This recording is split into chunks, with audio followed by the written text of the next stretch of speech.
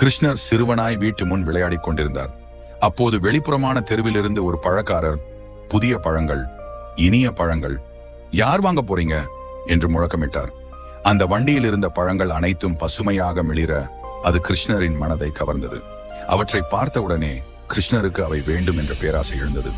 உடனே வீட்டிற்குள் ஓடி சென்று தனது சிறிய கைகளால் சில எளிய தானியங்களை எடுத்து வந்தார். அந்த காலத்தில் பணம் போன்ற பரிமாற்றங்கள் அரிது. மக்கள் தானியங்களை தந்து பொருள்களை பெற்றுக் கொள்வது வழக்கம். அதை போலவே கிருஷ்ணரும் அந்த தானியங்களை பழக்காரரிடம் வைத்தார்.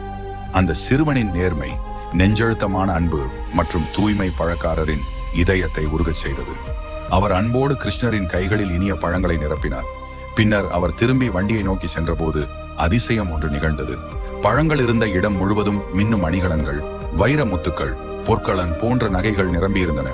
அந்த காட்சியை பார்த்தவுடன் பழக்காரர் புரிந்து கொண்டார், இது சாதாரண வர்த்தகம் அல்ல,